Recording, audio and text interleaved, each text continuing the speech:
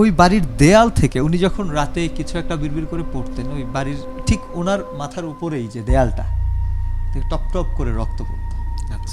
অথচ কোনো প্রাণী নাই, কিন্তু ওখানে প্রাণীও নাই, কিছু নাই, হয় না কিছু একটু। তো উনি দেখা যাচ্ছে ওনার হাতে পড়ছে রক্ত। দ্যাট মোমেন্ট হঠাৎ করে আমার সাথে যেই ব্যাপারটা হয় সেটা হচ্ছে আমি তখন খেয়াল করি যে আমার যেটা বলছেন বাম পাশে একটা ডুবা, আর নানুর বাড়ির ফ্রন্ট সাইডেই একদম ডান পাশে হচ্ছে একটা তেঁতুল গাছ আছে আর কি। তেঁতুল গাছ, ওকে। তো তেঁতুল গাছের সাথে কোনো কানেকশন আছে কিনা আমি সেই ব্যাপারটা বলতে পারছি না, তবে আমার সামনে তখন যেটা হয় আমি তখন খেয়াল করি যে তেঁতুল গাছের থেকে কিছু একটা লাফ দিয়ে আমার সামনে এসে দাঁড়ায়। কোনো একটা আলাপ করতে করতে হুট করে দেখে যে তার ওই আপুটার চোখে পড়লো যে ঘরের একদম সিলিংয়ের কর্নারে তার বাচ্চাটা ঝুলছে। আচ্ছা, হ্যাঁ, আমি আসলে যখন শুনি তখন ভয় পেয়ে গিয়েছিলাম, এখন আমার কেমন যেন হচ্ছে এটা। তো বাচ্চাটা যে ঝুলছে, খাওয়ার সময় আপুটা যখন খেয়াল করলো, হয় না যে খেতে খেতে গল্প করতে হুট করে চোখ চলে গেছে ওইদিকে, যে বাচ্চাটা কর্নারে ছাদের এক কোনায় যে ওইরকম কোনার মধ্যে ঝুলছে, ঝুলে বাচ্চাটা নাকি হাসছে, হাসাহাসি করছে।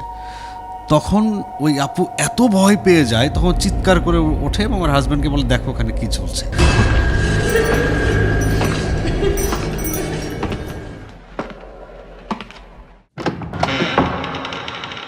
কে? অমানিশা।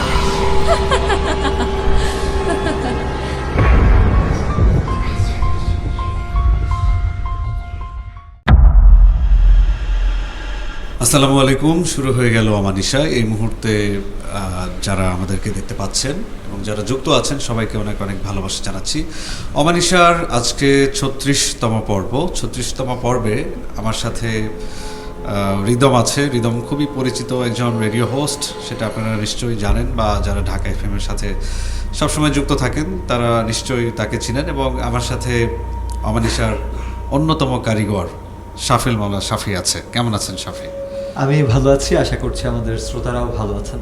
ওকে, আমি রিদমের কাছে যাচ্ছি একটু পরে, তার আগে একটু বলে নিই যে আপনারা চাইলে সুন্দর সুন্দর কিছু প্যারানরমাল বিষয় আমাদের সাথে শেয়ার করতে পারেন। সেজন্য আমাদের এই মুহূর্তে স্ক্রিনে একটা নম্বর দেখতে পাচ্ছেন, সেই নম্বরে আপনারা চাইলে ভয়েস পাঠাতে পারেন বা টেক্সট পাঠাতে পারেন। দেন আমরা শুনে যদি মনে হয় যে ঘটনাটা আসলেই ভয়ঙ্কর বা প্যারানরমাল ঘটিত কিছু ব্যাপার আছে, তাহলে আমরা আপনাদের বা আপনাকে ইনভাইট করব। আশা করি আপনার সাথে দেখা হবে এবং চাইলে হট সিটে বসে তখন দর্শকদের সামনে আপনারা আপনাদের গল্প করতে পারবেন। তো যাক, রিদম আছে আমার সাথে। রিদম, গত পর্বে বেশ কিছু লোমহর্ষক ঘটনা আপনি বলেছিলেন, তো আজকেও আপনার একটা ঘটনা শোনার জন্য আমরা উদ্গ্রীব হয়ে আছি। তার আগে একটু শুনে নিই, কেমন আছেন আপনি? আলহামদুলিল্লাহ রনি ভাই, বেশ ভালো আছি। আর আশা করছি অবশ্যই সবাই ভালো আছে ঢাকা এফএম 90.4 এর সাথে যারা যুক্ত আছেন। অ্যান্ড আমি একটু থ্যাঙ্কস জানাতে চাই সবাইকে যে আমাদের লাস্ট এপিসোডে কিন্তু আমরা খুব ভালো একটা সাড়া পেয়েছি। অনেকেই দেখেছেন আর অনেকেই কিন্তু মেসেজ করেছেন আমাকে পার্সোনালি যে ঘটনাটা ভালো ছিল, বা অমানিশার পরবর্তীতে যাতে আমি আবারও আসি বা আপনাদের সাথে এরকম কোনো ঘটনা তুলে ধরি। তো আমি সবার আগে আসলে আমি দর্শকদের উদ্দেশ্যে একটু ধন্যবাদ দিতে চাই, কারণ তারা আছে বলেই কিন্তু মানে আমরা আমাদের এই শোগুলো করতে পারছি, এবং এই যে গল্পগুলো বলছি, গল্পগুলো বলার পর যখন আমরা দেখতে পাচ্ছি যে তারা আসলে রেসপন্স করছে বা জানাচ্ছে যে ভালো হয়েছে বা খারাপ হচ্ছে, ওইখানেই হয়তো বা একটা সাকসেস পেয়ে যায়। তাহলে এখানে আমি একটু যুক্ত করি, সেটা হচ্ছে যে দর্শক বা অডিয়েন্স যেটাই বলি না কেন, অনেকে আমাদের হেডফোনেও শোনে। আমি শুনেছি যে যখন ফ্রিকোয়েন্সিতে আমাদের শোটা যাচ্ছে, এক নাগারে তো 3টা জায়গায় যাচ্ছে, ইউটিউবে যাচ্ছে, ফেসবুকে যাচ্ছে, মানে পেজে যাচ্ছে, এবং ফ্রিকোয়েন্সিতে যারা কানে হেডফোন লাগিয়ে শুনছে। তো অনেকেই যেটা হয় যে অমানিশা যখন পর্বটা চলতে থাকে তখন কিন্তু অনেকেই পার্সোনালি শাফিকে, আমাকে, আপনাকে ইনবক্সে তো নক করেই, পাশাপাশি আমাদের পেজে কিন্তু অনেক কমেন্টস থ্রো করে। তো সেক্ষেত্রে আমি সব কমেন্টসই আমি খুবই পজিটিভলি নিই, যে অনেকে আমাদেরকে বকাঝকা করে, অনেকে ভালোবাসে, অনেকে আমাদের সাথে যুক্ত হয়ে সেই ঘটনার রেশ ধরে আরেকটা ঘটনা লিখে ফেলে। সবাইকে অনেক অনেক ভালোবাসা জানাচ্ছি যে আপনারা এই যে আমাদের সাথে যেটাই হন।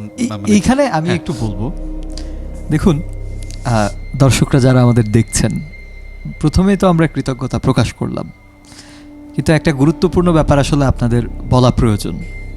ধরুন চায়ের দোকানে 3জন মানুষ বা 4জন মানুষ বা 2জন মানুষ তারা তাদের মতো একটা ব্যাপার নিয়ে আড্ডা দিচ্ছে বা কথা বলছে, হোয়াট এভার আপনার সেই আলোচনা পছন্দ হলো কি হলো না সেটা কিন্তু ব্যাপার না। অন্তত আপনি নিশ্চয়ই তাকে গিয়ে গালিগালাজ করবেন না যে এই তোমরা এই বিষয় নিয়ে কথা বলছো কেন। চায়ের দোকানে 2জন মানুষ নিশ্চয়ই স্বাধীনতা নিয়ে আলোচনা করবে। হ্যাঁ শিওর শিওর, অবশ্যই। আপনারা ঠিক এভাবেই চিন্তা করেন। অমানিসাটা আসলে নট নেসেসারি যে আমরা খুব লৌমহর্ষক ভূতের গল্প আপনাদেরকে একটু মশলা মাখিয়ে এনে দেখালাম যে ভাই এই যে বিশ্বাস করেন প্লিজ। নো, এইটা একটা আলোচনা, ইটস লাইক আ ফোরাম। আমরা আমাদের মতো আলোচনা করি। এই অমানিসার এই সিটে বসে আমি প্রতিদিন নতুন নতুন কিছু শিখি এবং আমি যতটুকু জানি ততটুকু আপনাদের সাথে শেয়ার করার চেষ্টা করি। So it's a experimental project. এখানে আরেকটা ব্যাপারে বলা আছে, সেটা হচ্ছে এখানে আপনাদের একটু চেষ্টা করি এখানে যে হতে পারে আপনাদের হয়তো এই আলোচনাটা পছন্দ হচ্ছে না, ঠিক আছে, আপনি পরবর্তী এপিসোড দেখবেন, হয়তো বা পরবর্তী এপিসোড আপনার পছন্দ হয় নাই, তারপরেরটা দেখবেন বা আগেরগুলো দেখবেন। ব্যাপারটা হচ্ছে এটা একটা আলোচনা। এখানে আমরা কখনো দর্শককে অ্যাট্রাক্ট করার জন্যে খুব বেশি আসলে রং মাখিয়ে কিছু করা আমাদের পক্ষে সম্ভব নয়, এটা আমাদের স্বভাব বিরুদ্ধ আচরণ। যাই হোক, আপনারা তারপরেও আমাদের সঙ্গে যেভাবে জড়িয়ে আছেন আপনাদের প্রতি এক বিশাল কৃতজ্ঞতা আমাদের। তো যেটা বলছিলাম যে হোয়াটসঅ্যাপ নম্বরে আপনারা চাইলে আপনাদের লাইফে ঘটে যাওয়া বা আপনাদের কাছের পরিচিত জনদের যে ঘটনাগুলো আছে সেগুলো আপনারা শেয়ার করতে পারেন। তো হৃদয়, একটু আগে বলছিলাম যে আপনার একটা ঘটনায় যেতে চাচ্ছি, তো তার আগে আমি ছোট্ট একটা ব্যাপার একটু আপনার এবং শফির সাথে শেয়ার করি। বিষয়টা হচ্ছে আমাদের আরিফুল নামে এক বড় ভাই ছিল। আরিফুল, ওনার বয়স প্রায় 55 এরকম হবে আর কি, 55-56 এরকম হতে পারে আমার আইডিয়া আর কি, যেহেতু সে আমাদের স্থানীয় মানে আমার গ্রামের বাড়ির ওখানকার এক বড় ভাই। তো উনি 80s এবং 90s বড় হয় একজন বড় ভাই। আমরা তো 90 বড় হয়েছি, আপনি তারও পরে, ও তারও পরে। তো 90sটা আমি পেয়েছি আসলে 90s অনেক রকম মুখরোচক কিছু ব্যাপার আছে, সেই দিক দিয়ে আমি লাকি আর কি। সেটা মিউজিক বলেন, ভূতের ঘটনা বলেন বা মুভি বলেন, বই পড়া বলেন, সব দিক দিয়ে কিন্তু 90s আমরা লাকি। তো আরিফ ভাইটা হচ্ছে, ওই ভাই হচ্ছে 80-র দশকের, যেহেতু আমার চেয়ে বয়সে 15 বছরের মতো বড় হবে আর কি। তো সেক্ষেত্রে ওনার ওই সময়কার একটা ঘটনা আমাকে শেয়ার করেছিল। ঘটনাটা এরকম ছিল যে সেই সময় ওনারা স্কুলে টিফিন খাওয়ার জন্য বাসা থেকে 1 টাকা বা 2 টাকা করে দিত। 1 টাকা দিয়ে ওই সময় ঝালমুড়ি পাওয়া যেত, স্কুলে ঝালমুড়ি খেত। আর 2 টাকা হলে ওনারা জমানোর চেষ্টা করতো 1 টাকা করে। সেই টাকা জমিয়ে ওনারা সিনেমা দেখতে যেত। তো গ্রামে যেটা হয়েছে যে গ্রামে কিন্তু সিনেমা হল থাকে না, গ্রাম থেকে একটু দূরে শহরে সিনেমা হল থাকে। তো সিনেমা হলে যাওয়ার যে রাস্তা, সেখান থেকে ওনারা ওনাদের বাড়ি থেকে স্কুলটা মিনিমাম 2 কিলোমিটার দূরে, এবং সেই স্কুলটা শহরের প্রায় কাছাকাছি, এবং সেখান থেকে আবার সিনেমা হলটা মিনিমাম 3 কিলোমিটার দূরে, তার মানে বাড়ি থেকে প্রায় 5 কিলোমিটার দূরে। তো একদিন ওনারা সিদ্ধান্ত নিল যে স্কুল ছুটি হয় বিকেল 5টায়, হ্যাঁ, আর সিনেমা বিকেল 5টার পরে ওনারা প্রাইভেট পড়তো, স্কুলেই ব্যাচ করে প্রাইভেট পড়তো। তো ওনারা ফ্রেন্ডরা মিলে টাকা জমিয়েছে, 25 টাকা জমিয়েছে, বেশ কিছু কষ্ট করে টিফিন কম খেয়ে 1 টাকা করে জমিয়ে ওনারা 25 টাকা জমিয়েছে। তো ওনাদের খুব ইচ্ছা রাত 9টার শো সিনেমা দেখবে। বাড়িতে সবাই বলে এসছে যে আজকে কোচিং এবং টিউশনি ক্লাস বেশি করতে হবে, আসতে রাত হতে পারে। ওই সময় যেটা হয় যে আসলে ওই সময় যেটা হয়েছে যে বন্ধু বান্ধব এইরকম মিলেমিশে কিন্তু এরকম করে, যেটা আমাদের জেনারেশনে হয়েছে, বাট এত হয়নি। ওনাদের ব্যাপারটা একটু অন্যরকম, মানে ওনারা কিন্তু আমরা যে বয়সে ক্লাস 2তে পড়েছি, ওনারা ওই বয়সে স্কুলে ভর্তি হয়নি, যার জন্য ওনারা কিন্তু পরিপক্ক বেশি। আপনার কি বা আপনাদেরকে মনে আছে যে একটু মনে করার চেষ্টা করেন যে এখন তো বাচ্চারা অনেক অল্প বয়সে স্কুল কলেজে, বাচ্চা, আপনারাই তো বাচ্চা, যে আমাদের সময় যেটা হয়েছে যে ইন্টারমিডিয়েট পরে, আমার সময় যেটা হয়েছে যে ইন্টারমিডিয়েট পরে আমি যখন তাকালাম সে ভাইয়ার দিকে, দেখলাম গোফওয়ালা, মানে জলজান্ত একদম হচ্ছে যুবকের মতো, মানে ইন্টারে পরে কিন্তু যুবক হওয়া যায় না, কৈশোর পার হওয়ার পরে কিন্তু আমরা ইন্টার পড়েছি। তো এই একটু আপনারা বিরক্ত হবেন, এই ঘটনার পারিপার্শ্বিকতা আসছে এই সূত্র ধরে আর কি। তো আরিফুল ভাইয়েরা 25 টাকা জমিয়ে সিনেমা হলে রাত 9টার শো, তখন সবাই 25 টাকা অনেক টাকা। অনেক টাকা, যে সিনেমা দেখার পরে যে টাকাটা বাঁচবে বা টিকিট কাটার পরে, ওনারা দেখলো যে টিকিট কাটার পরে প্রায় 12-13 টাকা বেঁচে গেছে। আচ্ছা, ওই টাকা দিয়ে চিপস, ওই সময় হচ্ছে চিপস মানে বম্বে চিপস টাইপের, এগুলো চিপস না, মানে ওই যে 4-5টা করে আলু ভেজে প্যাকেট করে করে বিক্রি করতো সিনেমা হলে। নন ব্র্যান্ডিং তখন দোকান। টাকার সময়। হ্যাঁ, বাদাম, তারপর 1 টাকায় নাকি নাবিস্কো একটা চকলেট ছিল, 4টা করে পাওয়া যেত। তো এগুলো চকলেট, বাদাম, আলুর পাপড়, এগুলো মিলে ওনারা সিনেমা হলে সিনেমা দেখতে গেল। রাত হয়ে গেছে, সিনেমা দেখতে দেখতে 9টার শো হচ্ছে 12টায় শেষ হয়। সিনেমা হল থেকে বের হয়ে কেউ হেঁটে যাবে, আবার হচ্ছে কেউ হচ্ছে যাদের বাড়ি আরও দূরে তারা একটু ভ্যান বা রিক্সার খোঁজ করছিল। তো একটা সময় দেখলো যে না, আসলে সেরকম কোনো গাড়ি নেই। আচ্ছা আচ্ছা। দল বেঁধে বেঁধে হেঁটে হেঁটে যাচ্ছে। তো আরিফ ভাই তার পরিচিত এক বড় ভাইকে পেল সেই সিনেমা হলের আশেপাশে, মেবি শহরে কোনো দোকানপাট আছে, দোকানপাট বন্ধ করে সে সাইকেল নিয়ে যাচ্ছিল। আচ্ছা, মানে সেও বাড়ির পথে পথে যাচ্ছিল। যাচ্ছিল, আরিফ ভাইয়ের বাসা ওইদিকে। তো আরিফ ভাই বললো যে আমার একটু খারাপ লাগছে, আমি ওনার সাইকেলে একটু যেতে চাই। আরিফ ভাই একটু দাঁড়ান, সরি ভাইয়া একটু দাঁড়ান। হ্যাঁ ভাইয়া, ঠিক আছে, সাইকেলের পেছনে ওঠো। সেই সময় নাকি ফোনিক্স নামে একটা সাইকেল ছিল আর কি। খুব বিখ্যাত। খুবই বিখ্যাত সাইকেল। তো আরিফ সাইকেলের পেছনে উঠে অন্ধকার রাস্তা, মেঠো পথ গ্রামের। ওই সময় যেটা হতো যে ওনারা রাস্তা মুখস্থ, যে হোক একটু অমাবস্যা টাইপের রাত, কিন্তু রাস্তাটা না মুখস্থ, যে কিভাবে বাঁকায় গেলে কিভাবে কি গেলে, সামনে কদম গাছ আছে, তারপরে হিজল গাছ আছে, তারপরে তেঁতুল গাছ আছে, একটু জঙ্গলের ভেতর দিয়ে, আবার কখনো বাঁশঝাড়ের ভেতর দিয়ে চিকন রাস্তা বয়ে গেছে। আমি এমনিতেও কিন্তু খেয়াল করেছি যে গ্রামের মানুষজন যারা আছে তারা কিন্তু মুখস্থ রাস্তা মানে হ্যাঁ, বলা হ্যাঁ, চলে। হ্যাঁ, অন্ধকারের ভিতরে অন্ধকারেও যেতে পারে, আপনি অনায়াসে পারবেন হাঁটতে না। পারে। হ্যাঁ, আপনি পারবেন না, ওনারা পারবেন। হ্যাঁ, এটা একটা তো ব্যাপার। এরকম যেতে যেতে একটা বিড়ালের সাথে সাইকেলের বাড়ি লাগে আর কি। তো বিড়ালের সাথে যখন ধাক্কা লাগে তখন বিড়াল মিউ মিউ করে চিৎকার করে, বিড়াল যেভাবে চিৎকার করে। তো এইটা গেল, যাবার পরে আবার একটু পরে রাস্তা ওনারা চিনে, তারপরে খুব ঝাঁকি খায় সাইকেলটা। তো ঝাঁকি খাওয়ার পরে ওই সময় আরিফ ভাই যার সাইকেলে উঠেছিল তার পকেটে আবার ম্যাচ, যেটা আমি দেশালয় বলি আর কি, ওই রকম ছিল, বিড়ি খেত। তো ওই সময় মানে সাইকেলটা এত নিচু জায়গায় পড়ে যায়, তখন ওনাদের সন্দেহ হয় যে এত নিচু জায়গায় কিভাবে পড়লাম। তখন দেশালয় জ্বালিয়ে দেখলো যে আসলে এখানে ঘটনাটা কি, অন্ধকার। তো দেখে না, রাস্তা তো সমান, পেছন থেকে এই পর্যন্ত রাস্তা সমান। আচ্ছা, গেল। তারপরে উঠে আবার সাইকেল চালানো শুরু করলো। আরিফ ভাই পেছনে সাইকেলের পেছনে এভাবে শক্ত করে ধরে বসেছিল, এবং ওনাদের একটু ভয় নাকি লাগছিল, যে শুনেছি এই রাস্তায় রাতে ভয় ভীতি দেখানো হয়, এরকম একটা ব্যাপার থাকে। তো ওই জায়গাটা ছিল, বেশ কয়েকটা কদম গাছ ছিল, এবং পাশে নালার মতো একটা, মানে ড্রেনের মতো একটা ছিল, যে হালকা পানি জমতো, আবার বর্ষাকালে মাছও পাওয়া যেত। কিন্তু তখন বর্ষাকাল ছিল না, মেবি নালাটা শুকিয়ে গেছে, এবং কোনো কিছু গেলে একটু পাতার শব্দটা পাচ্ছিল আর কি। তো একটা সময় আরিফ হুট করে খেয়াল করলো, সে যে সাইকেলের পেছনে বসে আছে, তার পেছনে তার শার্টের কলার ধরে কে যেন ভারী একটা ঝোলা শুরু করলো। আচ্ছা।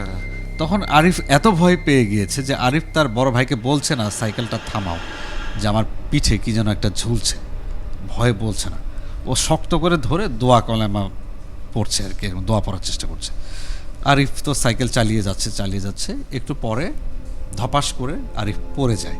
মানে সে আর ভারত নিতে পারছিল না, সে পড়ে যায়। কিন্তু আরিফের সে বড় ভাই বুঝতে পারেনি যে আরিফ পড়ে গেছে। আচ্ছা। তার বড় ভাই সাইকেল চালিয়ে যেতে যেতে কোথায় চলে গেছে আমি জানি না, এটা পরে আসছে এই বিষয়টা।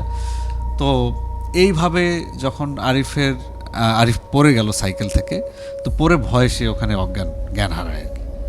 তো সকালবেলা অনেক কৃষক যারা কৃষিকাজ করে, তারা কেউ ফজরের নামাজের পর থেকে ওই দিকে যাওয়া শুরু করে, যে কারো ধানি জমি আছে, কারো রবি শস্যের জমি আছে, যেগুলো দেখতে যাচ্ছে, বা ফসল নিরাতে যাচ্ছে, এরকম কিছু একটা। তখন দেখে যে আরিফের পরিচিত কে যেন হয়, সে দেখে যে আরিফ ওখানে পড়ে আছে, রাস্তার মধ্যে পড়ে আছে, এবং যেখানে পড়ে আছে সেখানে একদম ফটফটে মাটির রাস্তা, কোনো ঘাস কিছু নাই, পড়ে আছে।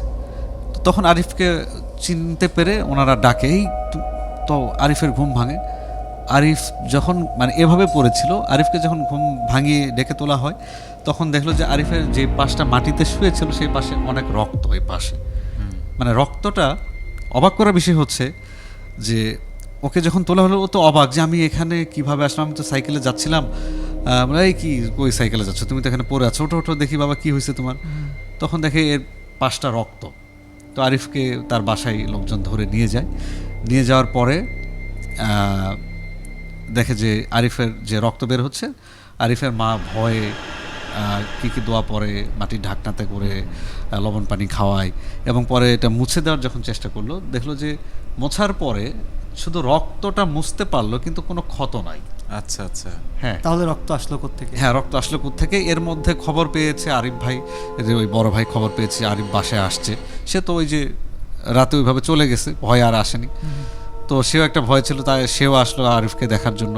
ওরা আবার কথা বললো যে আসলে ঘটনা এরকম, আমি তো বাড়িতে যখন ঢুকি তখন দেখি সাইকেলের পেছনে তুমি নাই। তো গভীর রাত, আমি ভয় আর বের হই নাই। তো এই বিষয়টা নিয়ে পুরো গ্রামে আসলে হট্টগোল হয়ে গিয়েছে আর কি। আমি আসলে অডিয়েন্স যারা শুনছেন, এটা অনেক আগের কথা, আজকে থেকে প্রায় 30 বছরের বেশি হবে সেই সময়কার কথা বলছি। আমি জানি না ব্যাপারটা কি হয়েছে। এটা এই ধরনের অনেক ঘটনা অনেক জায়গায় ঘটে। এর আগে আমি বলেছিলাম যে অন্ধকার রাতে আপনি যদি কখনো ভয় পেয়ে যান, এটা আমার মনে হয়েছে আর কি, ভয় পেলে ভয়ের আর বেশি তাড়া করে। এবং সেই রাস্তা যদি হন্টেড হয় বা আশেপাশে ঝোপ জঙ্গল যদি হন্টেড হয়, সেক্ষেত্রে কিন্তু আরও বেশি ঝামেলা হতে পারে। যাক, আমি এটা খুবই শর্টলি বললাম। এই ঘটনাটা কিন্তু আসলে অনেক বড়, একটু রিদমের ঘটনায় যাচ্ছে, তারপরে শাফি আমাদের ঘটনা বা সে নতুন কিছু আপনাদের উপহার দেবে। রিদম একটু আমার ঘটনা তো শুনছিলেন, আমি জানি না এটা নিয়ে আপনি কি ভাবছেন সেটাও বলতে পারেন, বা আপনার ঘটনাতে সরাসরি গেলে আরো বেশি ভালো। আমি আসলে যে ব্যাপারটা ভাবছিলাম যে এই ব্যাপারগুলো বা এই যে ভৌতিক যে ব্যাপারটা আছে বা অলৌকিক জাতি বা অলৌকিক ছোঁয়া বলতে আমরা যেটা বুঝি, এই ব্যাপারগুলো আসলে যারা রিয়েল লাইফে ফেস করে বা যারা আসলে মুখোমুখি হয়, তারা এই ব্যাপারগুলো বুঝতে পারে যে ব্যাপারগুলো আসলে কতটুকু সত্যি বা এই ব্যাপারগুলোর পেছনে আসলে কতটুকু সত্য লুকিয়ে আছে। আর হয়তোবা শুনতে আমরা গল্প করি বা আমরা বলি, বা এই যে আপনি যেমনটা বলছিলেন যে সাইকেলের পিছনে ছিল, সেখান থেকে পড়ে গেছে, গল্পটা হয়তোবা খুবই মানে কম সময় হতে পারে। তবে এই যে এখানে যে একটা রহস্য থেকে যাচ্ছে বা একটা প্রশ্ন থেকে যাচ্ছে যে সে আসলে কিভাবে পড়লো, তার গায়ে রক্তটা কোত্থেকে আসলো, বা আরিফের বড় ভাই কি আসলে বুঝতে পারলো না যে পেছনে আরিফ নেই, এই যে ব্যাপারগুলো, এই ব্যাপারগুলো আসলে সবসময় আমাদের মনের মধ্যে কিন্তু থেকে যাবে। শুরুতে হচ্ছে বিড়ালের সাথে ধাক্কা খেলো, একটা রাস্তায় ধাক্কা খেলো। আচ্ছা যাক, আপনার একটা খুব সুন্দর একটা গল্প শুনেছিলাম। হ্যাঁ, বিড়ালের ব্যাপারটা যেটা বলছিলেন রনি ভাই, তো আমি বিড়ালের ব্যাপারটা থেকে একটু বলতে চাই যে আমার লাস্ট এপিসোডে আমাদের যে একটা ঘটনা ছিল বা আমার যে ঘটনাটা ছিল বিড়ালের, সেখানে ছোট একটা কনফিউশন আছে। আমাদের অনেক দর্শক বন্ধু বা শ্রোতা বন্ধু অনেকে আমাকে নক করেছেন বা কমেন্ট করেছেন যে ব্যাপারটা হচ্ছে বয়সের যে একটা ব্যাপার ছিল, সেখানে হয়তো অনেকে জিজ্ঞেস করেছিলেন যে আমি আসলে ওই বয়সটাতে ক্লাস 4-এ কিভাবে পড়ি, বা ছোট বোনের সাথে একটা বয়সের।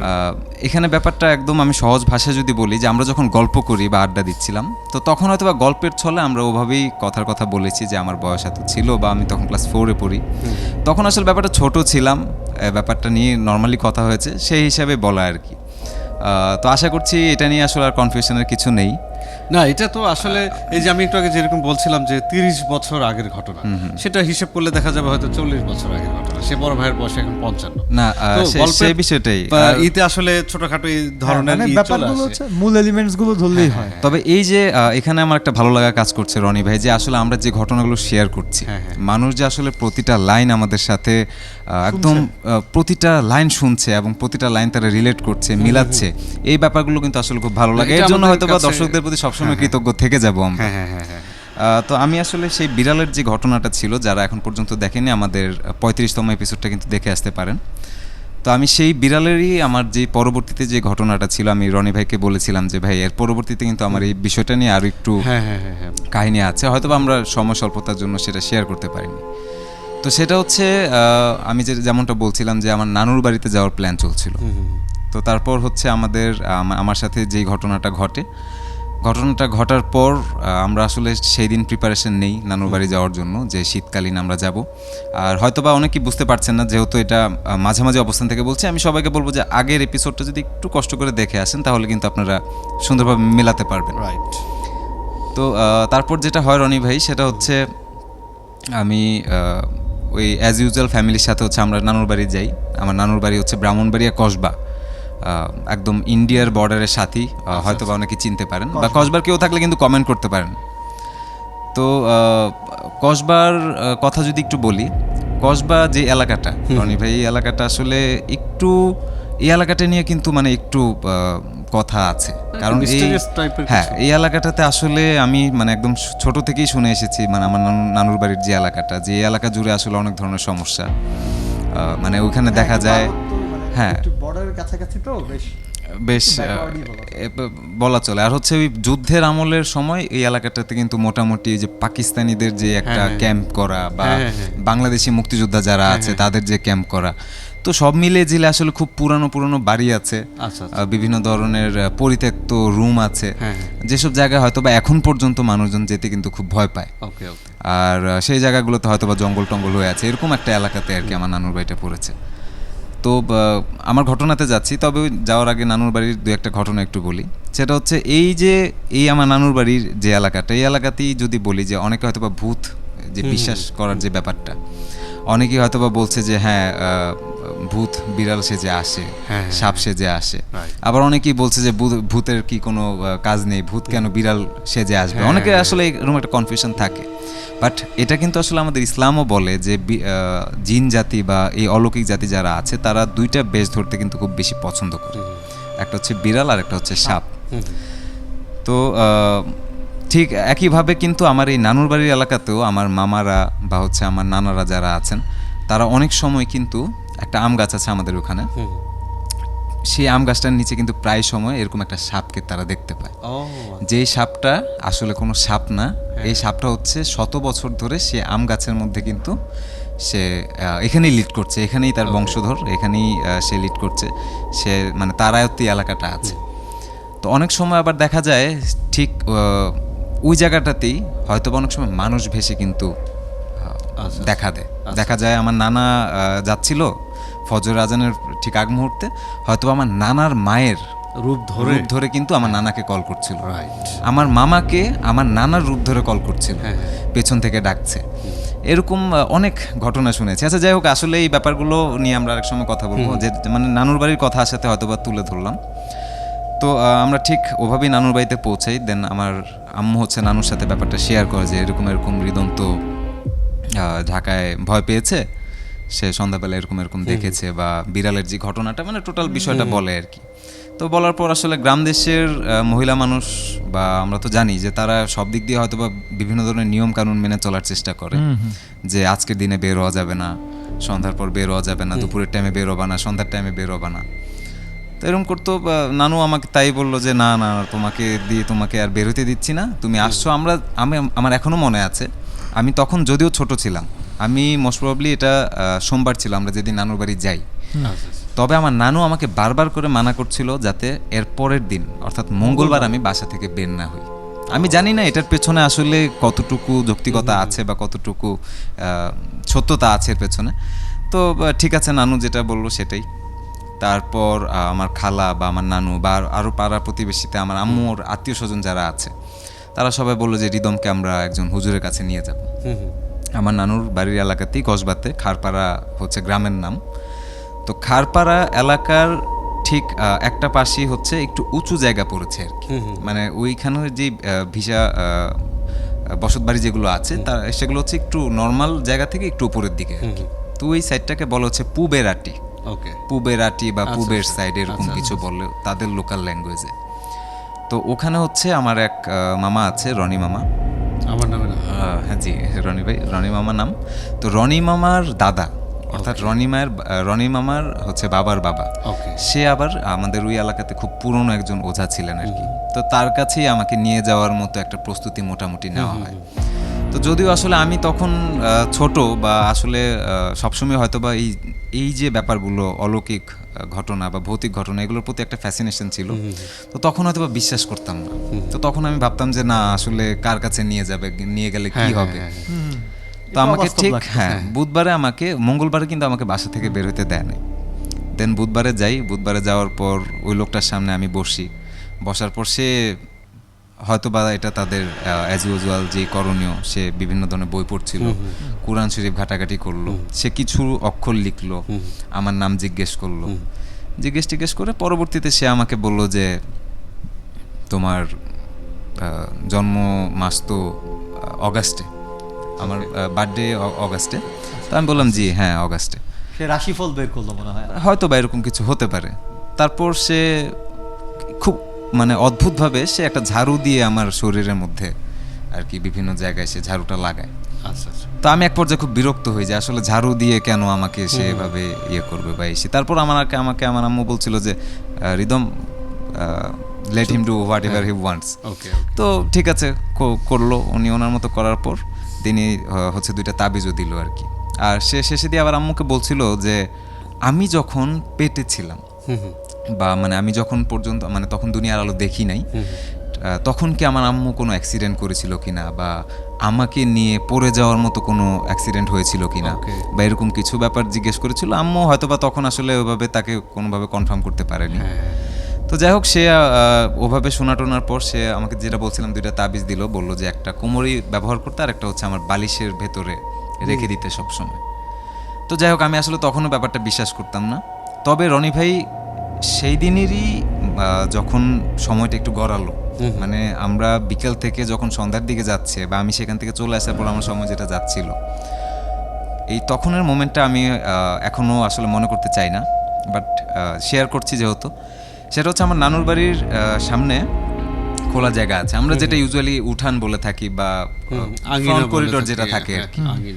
আর আমার নানুর বাড়ির বাম পাশ বরাবরই ঠিক একদম বাড়ির সাথে বরাবরই হচ্ছে আমাদের ছোট একটা পুকুর বা ডুবা আমরা যেটাকে বলি আর কি। ওইখানে হয়তো বা আমার নানু বর্তমানে নেই, তিনি মারা গেছেন।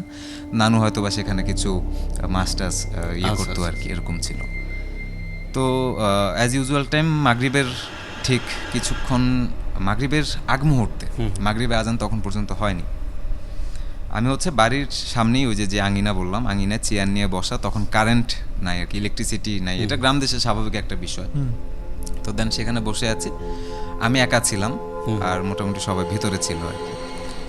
তো দ্যাট মোমেন্ট হঠাৎ করে আমার সাথে যে ব্যাপারটা হয় সেটা হচ্ছে আমি তখন খেয়াল করি যে আমার যেটা বলছিলাম বাম পাশে একটা ডুবা আর নানুর বাড়ির ফ্রন্ট সাইডেই একদম ডান পাশে হচ্ছে একটা তেঁতুল গাছ আছে আর কি।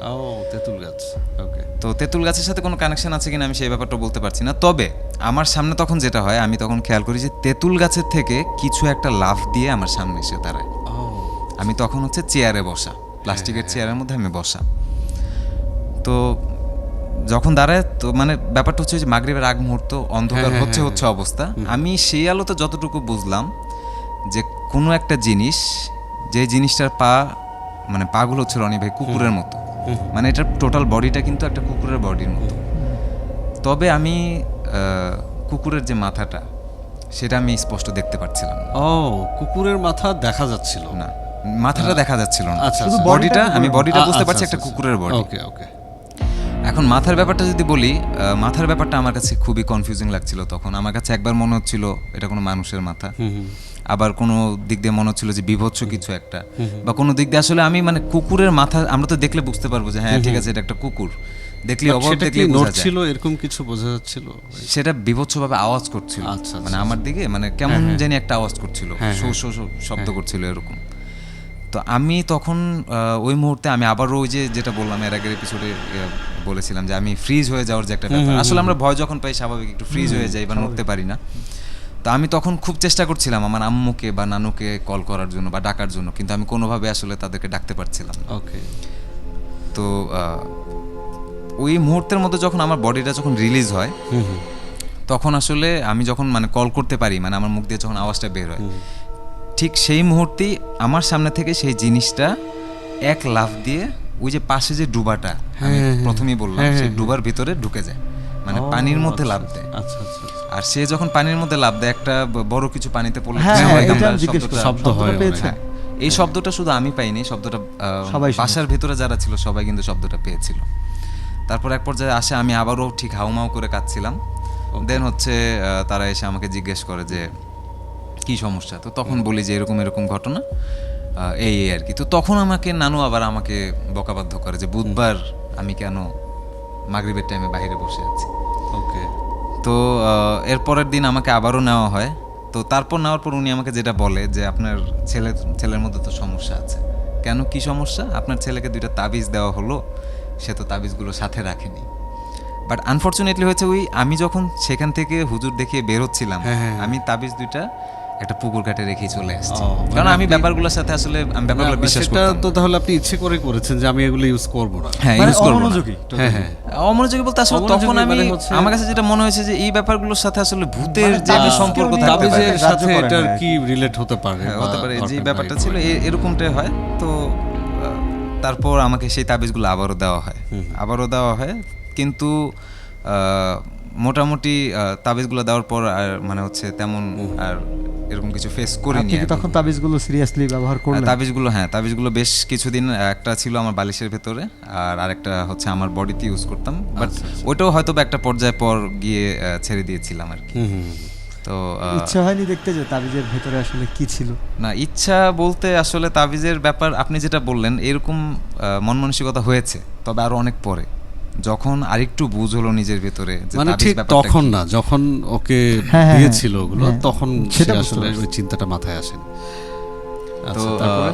এরপরে হচ্ছে মোটামুটি আর আমার তেমন কোনো সমস্যা হয়নি আর কি। আচ্ছা আচ্ছা, মানে তাবিজ নেবার পরে মোটামুটি মোটামুটি হ্যাঁ। শফিকে এর আগে আমি কিন্তু বলেছিলাম যে এইটা আপনাদের ক্ষেত্রেও হতে পারে। সেটা হচ্ছে যে কিছু ভালো আলেম বা ভালো তান্ত্রিকদের মধ্যেও ভালো তান্ত্রিক আছে কিন্তু। হ্যাঁ, বাংলাদেশে তান্ত্রিকদের মধ্যে ভণ্ড তান্ত্রিক বেশি, এবং এই তান্ত্রিকদের কারা চিনে আমি বলি একটু। বিশেষ করে হচ্ছে দেখবেন যে মহিলারা বেশি চিনে, যে হয়তো মহিলারা মানত করছে আমার বাচ্চা হয় না, 10 বছর 15 বছর বিয়ে হয়েছে, একটা তান্ত্রিকের খোঁজ পাওয়া গেছে, দেন তান্ত্রিকের কাছে গেল, গিয়ে ওখানে ঠকলো বা কিছু করলো। ওই টাইপের না। আপনারা চাইলে বিভিন্ন ধর্মের বুজুর্গ ব্যক্তি যারা আছে তাদের কাছে গেলে কিন্তু এই ধরনের সলিউশন পাওয়া যায়। যে আমি অনেক আগে আপনাকে বলেছিলাম যে আমার বোবায় ধরার সমস্যাটা অনেক বেশি ছিল। আমি যখন ক্লাস 8-এ পড়ি তখন আমার মা নওগাঁতে, আমার মামি বলেছিল একটা কবিরাজের সন্ধান দিয়েছিল, এবং ওর মতো আমাকে কোমরের একটা তাবিজ দিয়েছিল আর একটা হাতের একটা তাবিজ দিয়েছিল।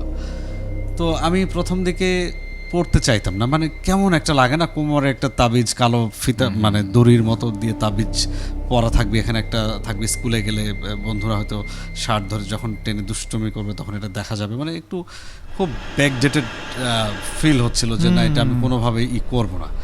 তখন আমি পড়তে চাইতাম না। পরে আম্মু যেটা করতো যে তুই স্কুল থেকে আসবি, আসার পর আমি তোকে পরিয়ে দেবো, সকালে আবার খুলবি, কিন্তু কবিরাজ বলে দিয়েছিল খোলা যাবে না 1 মাস, এরকম আর কি।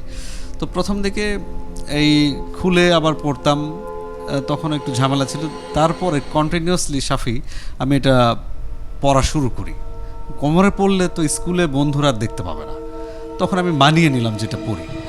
এই যে আমার লাইফে বোবায় ধরার যে বিষয়টা, আমার বয়স যখন কত 8-এ কত বছর হবে, হয়তো 14 বা কত এরকম হতে পারে, ওই যে তখন থেকে এইটার হয় নাই। আমি জানি না সেই তান্ত্রিক বা কবিরাজ আসলে কত ভালো মানুষ ছিলেন আমার। এবং যখন গিয়েছিলাম দেখলাম যে ওনার যে বসত বাড়ি থেকে একটু দূরে ছোট্ট একটা আমরা যেরকম বাসায় যেরকম ড্রয়িং রুম থাকে না, যে ড্রয়িং রুম মানে খোলা ঘর টাইপের বলে আমাদের ওদিকে গ্রামে নওগাঁতে। খোলা ঘরটা হচ্ছে যে খোলা ঘরে কেউ অতিথি বা কেউ আসলে একটা মিটিং বা কিছু একটা হয়, কিন্তু বাড়িটা আরও একটু দূরে। তো খোলা ঘরের মতো একটা ঘরে বসে উনি আমার সব সমস্যা শুনে জাস্ট সুন্দর করে তার কাচের বয়াম থেকে 2টো তাবিজ বের করে কি দোয়া পড়ে দিলেন। আমি জানি না লোকটার আসলে কে বা এখন কোথায় আছে, তিনি বেঁচে আছেন কিনা, অনেক আগের কথা বলছি। বাট আমি সেই জায়গা থেকে অনেক প্লিজড এখন, মানে ওনার উপরে। তো যদি এইখানে আসি আপনার সঙ্গে, আমরা তাবিজের যে প্রসঙ্গটায় যেহেতু আসলাম, যেটা বলছিলেন যে ইচ্ছে হয়েছিল তাবিজের ভেতরে আসলে কি আছে দেখতে, খোলেন তো আননি? না, পরবর্তীতে হয়তো বা তাবিজ নিয়ে একটু ঘাটাঘাটি হয়েছে। মানে খোলা হয়েছিল ওই তাবিজটা? ওই তাবিজ খোলা হয়নি, তবে অন্য তাবিজ আমি আচ্ছা। খুলে দেখেছি। তাবিজের অদ্ভুত যে বিষয়টা, তাবিজের যে টিনের বা স্টিলের যে মোড়কটা থাকে এটার ভেতরে একটা কাগজের মতো থাকে অ্যাজ ইউজুয়ালি। এখন কথা হচ্ছে এই কাগজটা আসলে কি থাকে, এটা কিন্তু খুব অদ্ভুত একটা ব্যাপার। আমি আমার জীবনে কিছুদিন এটা নিয়ে স্টাডি করার সুযোগ পেয়েছি এবং আমি খুব অবাক হয়েছি।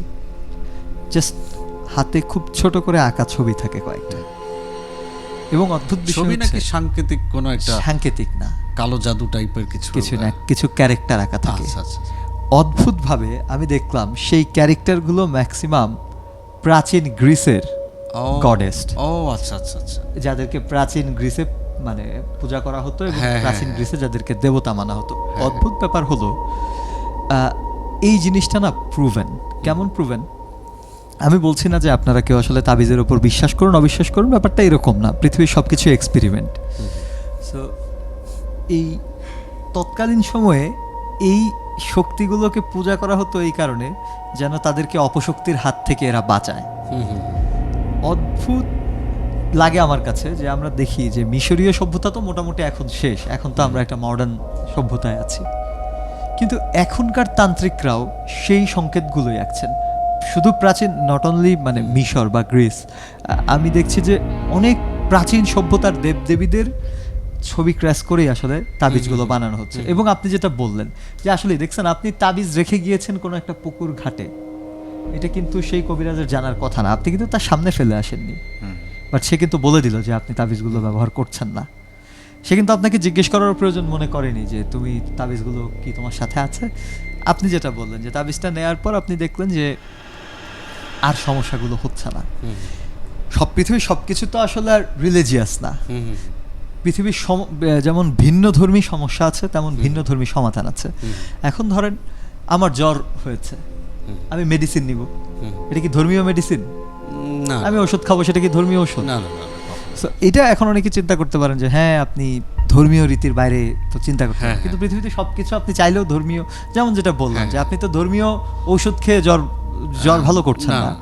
সো সামটাইমস হয় যে এই সমস্যাগুলো তো একটু ডিফারেন্ট। সো এই সমস্যাগুলোর সমাধানগুলো একটু ডিফারেন্ট, বেশ প্রশ্নবোধক এবং রহস্যময়। এই হচ্ছে বিষয়। এখন আজকে যদি আমি দর্শকদের উদ্দেশ্যে একটা স্টোরি বলতে, আমি খুব ছোট একটা ঘটনাই বলবো। ঘটনা না, এটা আসলে একটা হিস্ট্রি, এটা একটা রহস্য যেটা আমাকে এখনো ভাবায়। যে ব্যক্তিকে নিয়ে স্টোরি, আমি জানি না এখন তিনি কোথায় আছেন, তবে আই হোপ তিনি বেঁচে আছেন, কারণ বয়স খুব বেশি হওয়ার কথা না, হয়তো 50-55 হবে। ময়মনসিংহের কোনো একটা উপজেলা শহরের কথা এটা। তো সেই অঞ্চলটা আবার প্রাগৈতিহাসিক অঞ্চল আর কি। প্রাগৈতিহাসিক বলতে বোঝাচ্ছি যে আপনি যদি ওখানে যান, প্রচুর পুরনো স্তম্ভ, পুরনো বাড়ি পাবেন।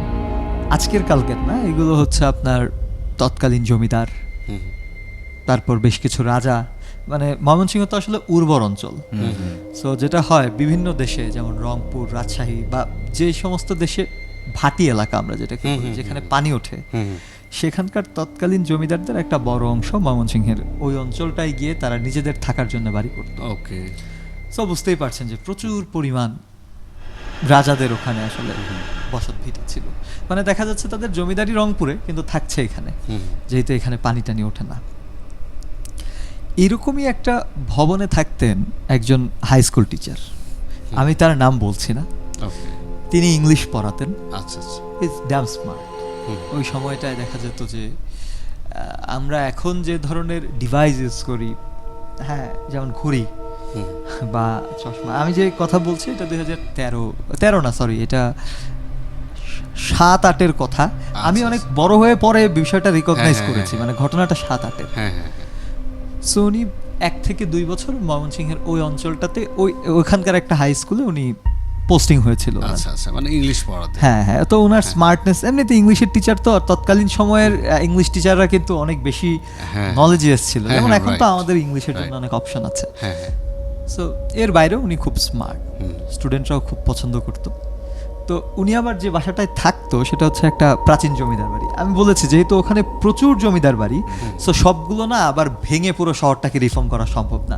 সো ওখানে যেটা হয়েছে, কিছু কিছু জায়গায় দেখা যাচ্ছে একটা জমিদার বাড়িকে একটা সরকারি অফিস হিসেবে ইউজ করছে, আবার অন্য একটা জমিদার বাড়িকে একটা কোয়ার্টার হিসেবে ইউজ করছে, আবার অন্য একটা জমিদার বাড়িকে কেউ তার লিজে নিয়ে, জমিদার বাড়িটা ওরকমই আছে যেহেতু লাল ইটের পুরনো বাড়ি, দেখা যাচ্ছে যে উপরে শ্যাওলা পড়েছে, শক্ত বাড়িগুলো আবার খুব শক্তপোক্ত, ভূমিকম্প হলেও নতুন বাড়ি ভাঙতে পারে, এগুলো ভাঙবে না, দেখেই বোঝা যায়।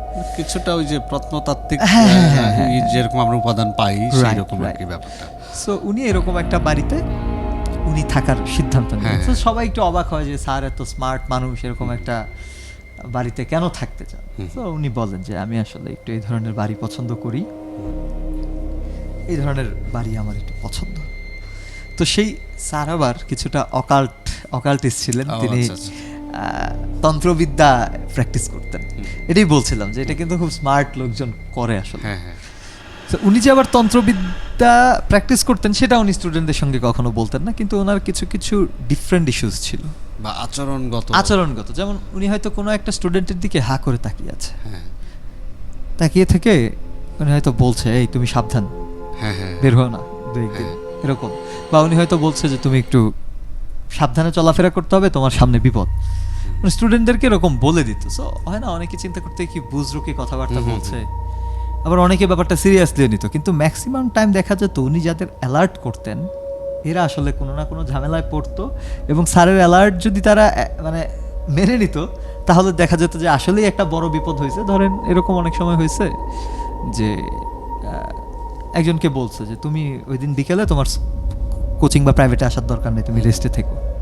তো দেখা গেছে ওই দিন ওর যে বন্ধুরা আছে ওরা গেছে, ওই রিক্সা হয়তো অ্যাক্সিডেন্ট করছে, বাকিরা ব্যথা ট্যাথা পাইছে, অত ক্ষতি হয়নি, কিন্তু দেখা যাচ্ছে ও গেলে হয়তো ওর বড় কোনো ক্ষতি হতো, কিন্তু রিক্সাটার তো অ্যাক্সিডেন্ট হয়েছে। হ্যাঁ হ্যাঁ হ্যাঁ সো তখন একটা সময় মানে স্টুডেন্টরা বুঝতে শুরু করে যে স্যারের মধ্যে একটু ডিফারেন্ট কিছু আছে, মানে স্মার্টনেসের আড়ালেও একটা ভিন্ন কিছু আছে। তো সেই স্যারেরই একজন, ঠিক রিলেটিভস কিনা জানি না, স্যারের বাসায় হয় না যখন মানুষ কোথাও থাকে তাদের তো কিছু সারাউন্ডিংস গড়ে ওঠে। তো স্যারের সেই বাসায় কোনো একজন ব্যক্তি কিছুদিন ছিলেন, ওকে মানে হয় না থাকতে হয় আর কি কোনো হ্যাঁ, কারণে। হ্যাঁ, সো উনি থাকেন সেখানে, বাকিটা তার এক্সপিরিয়েন্স আর কি। স্যার রাতের বেলায় উঠতেন, ওনার ফ্যামিলি ছিল না আর কি, মানে হি ওয়াজ ভেরি ইয়াং ওই সময়। সো উনি রাতে ঘুম থেকে উঠে চোখ বন্ধ করে কি যেন একটা বিড়বিড় করে পড়তেন খালি গায়ে, শুধু একটা ধুতি বা কিছু একটা গায়ে থাকতো, আর কিছু গায়ে থাকতো না, ওকে খালি গায়ে। আমরা যেরকম মেডিটেশনের জন্য যে মোডে বসি, উনি সেই মোডে বসে উনি যেন কি একটা পড়তেন। সবচেয়ে অদ্ভুত বিষয় হলো সেই লোকটা কিছুদিন থাকতে গিয়ে সেটা নোটিস করেছে। তো স্যার তাকে বলেছে যে তুমি ঘুমিও, অসুবিধা নাই, আমি আমার মতো ইয়ে করবো, তুমি Okay. বিরক্ত হওয়ার কিছু নাই, মানে তুমি তোমার মতো ঘুমাতে পারো, আমি তোমাকে বদার করব না, আর তুমিও আমার এইগুলো এত খেয়াল করার দরকার নাই, তুমি তোমার মতো রেস্ট নাও, থাকো।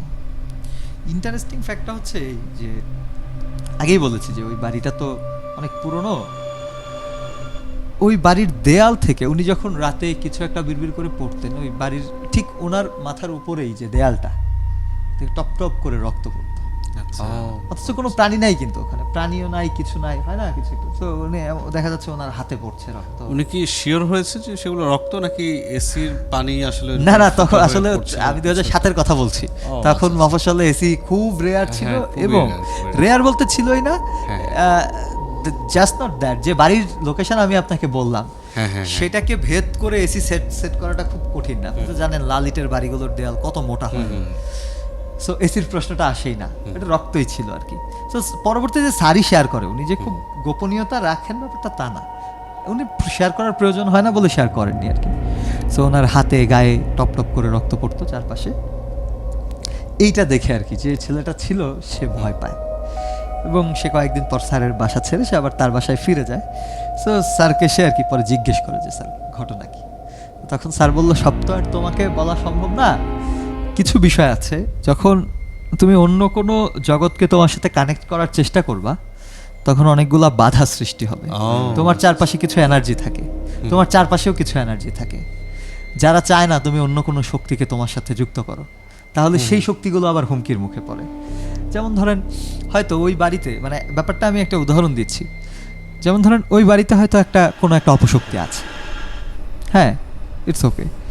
এখন সেই বাড়িতে যে থাকছে সে যদি অন্য কোনো অপশক্তিকে তার সাথে কানেক্ট করে, তাহলে যে অপশক্তি এখানে আছে তার জন্য কিন্তু জায়গাটা ইনসিকিউর হয়ে গেল।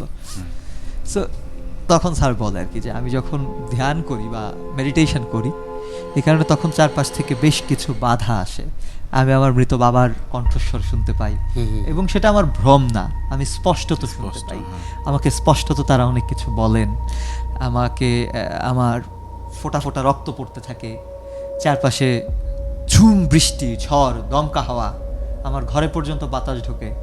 তারপর সকালে দেখা যায় আসলে রাতে কোনো বৃষ্টি হয়নি, মানে ব্যাপারটা সে ফিল করতে পারে, অ্যাম্বিয়েন্স ক্রিয়েট হয়। সো বলে যে আমি এগুলোর সাথে খুব মানিয়ে নিয়েছি এবং আমি ধরে নিয়েছি এগুলো কোনো ব্যাপার না। এবং সত্যিই তাই, ওনার হাতে যে ফোঁটা ফোঁটা রক্ত পড়ছে, উনি এতে ডিটারমাইন্ড, উনি ওনার মতো মেডিটেশন করে যাচ্ছে।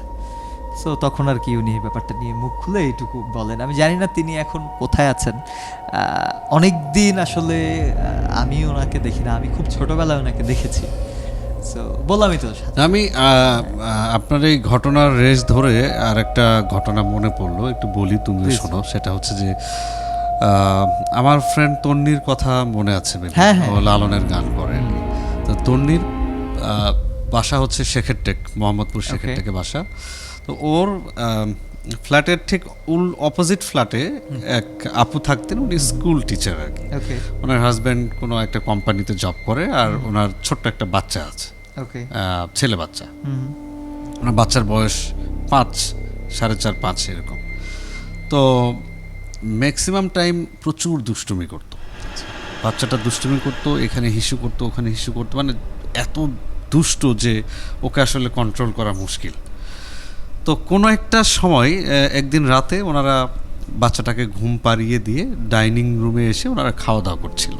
এটা কিন্তু ম্যাক্সিমাম সাফি অনেক ফ্যামিলিতে হয়, হ্যাঁ, যে বাচ্চা ঘুমিয়ে দেওয়ার পরে তারপর সবাই ফ্রি হয়ে যায়, তখন আর দুষ্টুমি করা কেউ থাকে না, তারা নিজেদের খাওয়া দাওয়া বা হ্যাঁ, টেলিভিশন দেখা। আমি আমার বাচ্চাটাকে ঘুমিয়ে দিয়ে হ্যাঁ, না ম্যাক্সিমাম তারপরে সময় আমি- সেটাই করে আসলে, যাদের বাচ্চা। আমি কিন্তু তখন হচ্ছে মুভি দেখি বা ড্রামা দেখি, কিছু একটা দেখি আর কি। তো ওরাও সেটা করেছে। করার পরে তারা ডাইনিং রুমে এসে খেতে খেতে গল্প করছে। এই বাচ্চাটার গল্প করছে, এত দুষ্ট বাচ্চাটাকে সামলাতে পারি না। ওই আপু আবার তার হাজব্যান্ডকে বলছে তোমাকেও ঠিক মতো টেক কেয়ার করতে পারছি না, এরকম কোনো একটা আলাপ করতে করতে হুট করে দেখে যে তার ওই আপুটার চোখে পড়লো যে ঘরের একদম সিলিংয়ের কর্নারে তার বাচ্চাটা ঝুলছে। আচ্ছা, হ্যাঁ, আমি আসলে যখন শুনি তখন ভয় পেয়ে গিয়েছিলাম, এখন আমার কেমন যেন হচ্ছে এটা। তো বাচ্চাটা যে ঝুলছে, খাওয়ার সময় আপুটা যখন খেয়াল করলো, হয় না যে খেতে খেতে গল্প করতে হুট করে হ্যাঁ, হ্যাঁ, চোখ হ্যাঁ। চলে গেছে ওইদিকে, যে বাচ্চাটা কর্নারে ছাদের এক কোনায় যে ওইরকম কোনার মধ্যে ঝুলছে, ঝুলে বাচ্চাটা নাকি হাসছে, হাসাহাসি করছে। তখন ওই আপু এত ভয় পেয়ে যায়, তখন চিৎকার করে ওঠে এবং ওর হাজব্যান্ডকে বলে দেখো ওখানে কি ঝুলছে। তখন ওর হাজব্যান্ড তাকিয়ে দেখেন না, আসলে বাচ্চাটা ঝুলছে। দৌড়ে আবার রুমে গিয়ে দেখলো বাচ্চাটাকে তো শুয়ে দিয়ে আসছে, ঘুমায় দিয়ে আসছে। আর ওই সিলিংয়ে ওঠা কিন্তু কম কথা না, না, না। সিলিং দেয়াল বেয়ে তো ওঠা সম্ভব না। ছোট বাচ্চা কি মানুষ দেয়াল তার বেয়ে উঠতে পারে? সরীসৃপ প্রাণী না যে টিকটিকি বা এর মতো তেলাপোকার মতো হচ্ছে যে উঠে আর না, উঠে এটার কোনো গেল। স্বাভাবিক ব্যাখ্যা হয় না, সিলিং এ ঝোলার তখন কোনো রুমে ব্যাখ্যা গিয়ে হয় না। দেখে যে আসলে তার বাচ্চাটা বিছানায় নাই। হ্যাঁ, তখন তারা আবার খুব ভয় পাচ্ছিল, আবার বাচ্চাটা হাসছে, কিন্তু বাচ্চা তো। তখন তারা আসলে মানে বাচ্চাটাকে দেখে বোঝা যাচ্ছিল যে সে হ্যাপি আছে, তার কোনো হ্যাঁ, কষ্ট হচ্ছে হ্যাঁ, না। সে তার কোনো কষ্ট হচ্ছে না, কিন্তু সে উপরে ঝুলছে, এটা উপরে তো ঝুলছে ভয়ের এবং ব্যাপার। হাসছে, এবং ঝুলছে যে উপরে পিঠের চামড়াটা কে যেন ধরে রেখেছে, সেইভাবে হাসছে। যখন তারা দ্রুত চেয়ার বা কিছু উঁচু কিছু একটা ম্যানেজ করার জন্য দৌড়ে যাচ্ছিল, যে তখন তাদের মধ্যে একটা ভীতি কাজ করছিল, কিন্তু ভাবছিলেন না বাচ্চাটা দুষ্ট তো উঠলেও উঠতে পারে। তো তখন চেয়ার উপরে টুল জোড়া দিয়ে যখন আপুর হাজব্যান্ড যখন কর্নারে উঠছিল বাচ্চাটাকে পারার জন্য, তখন উঠতেই বাচ্চাটা নাই, আর দেখা যাচ্ছে না বাচ্চাকে। বাচ্চা কোথায়? বাচ্চা কোথায় দেখা যাচ্ছে না। আমার এই যে ভয় লাগছে, এটা আসলে শুনেছিলাম সেই করোনার সময় এই ঘটনাটা শুনেছিলাম। তখন তারা আবার অবাক চোখের পলকে বাচ্চাটা নাই, কি হলো, তারা জোরে জোরে দোয়া পড়ছিল, তখন আয়াতুল কুরসি পড়ছিল, তারপরে কালেমা পড়ছিল, সূরা ফাতিহা পড়ছিল, সূরা ইখলাস পড়ছিল। পড়তে পড়তে হুট করে শুনতে পেল বাচ্চাটা কান্নাকাটি করছে, কোন দিকে, যেখানে শুয়ে ঘুম পাচ্ছিল সেখানে। তখন আবার বেডরুমে দৌড়ে গিয়ে দেখে বাচ্চা ঘুম ভেঙে যখন উঠে কান্না করে ঠিক ওভাবে বসে কান্না করছে, তখন তার বাচ্চাকে ধরে সবাই কান্নাকাটি করে, মানে বাচ্চাটা আবার রিফর্ম হয়ে গেল। রিফর্ম হয় ওখানে। যদিও আপনি হ্যাঁ চিন্তা করতে পারেন যে বাচ্চাটা হয়তো সিলিং এ কোনোভাবে উঠে গেলেও গেল, হ্যাঁ। ওকে আবার নামিয়ে রেখে গেল। তো তারপরে আসলে তারা পরের দিন কেউ আর অফিসে যায়নি। তাদের পরিচিত এক আলেম ছিল, মসজিদে নামাজ পড়াতেন, ওনাকে ডেকে আনলেন। উনি আবার কিছু সূরা পড়ে এবং লিখে ঘরের বিভিন্ন কর্নার উনি আঠা দিয়ে টেপ দিয়ে ঝুলিয়ে দিয়েছিল।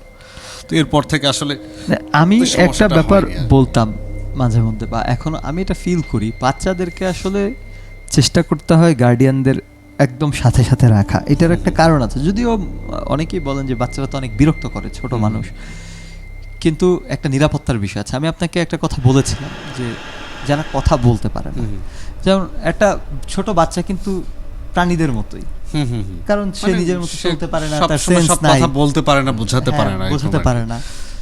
সো এরা কিন্তু, বাচ্চারা কিন্তু অনেক কিছু দেখতে পায়। হ্যাঁ হ্যাঁ আমি এর আগেও বলেছেন, দেখবেন হ্যাঁ, একটা বাড়িতে যদি কোনো ভৌতিক সমস্যা থাকে, হ্যাঁ হ্যাঁ যেটার প্রথম সাফারার একটা বাচ্চা হয়, হ্যাঁ হ্যাঁ সাফারার বা কানেক্টর, মানে প্রত্যেকটা বাচ্চা মিডিয়াম হিসেবে কাজ করে। না, এখানে আবার ওই আলেম সাহেব নাকি আর একটা কথা বলেছেন হ্যাঁ, যে বাচ্চা ছোট হোক আর যাই হোক, যখন হিসু করবে তখন পানি দিয়ে তাকে আবার পবিত্র হ্যাঁ, করে হ্যাঁ, নিতে হবে বা ধুয়ে ফেলতে হবে, এগুলো ওনাদেরকে নিয়ম কানুন শিখিয়ে দিয়েছে। তো আশা করি এরপরে আসলে ঝামেলা হয়নি। যাই হোক, শাফিউল মাওলা শাফি এবং রিদম, আজকে আমরা অনেকক্ষণ ধরেই নানান রকম ঘটনা নিয়ে আলোচনা করছিলাম বা আপনাদের শেয়ার করছিলাম।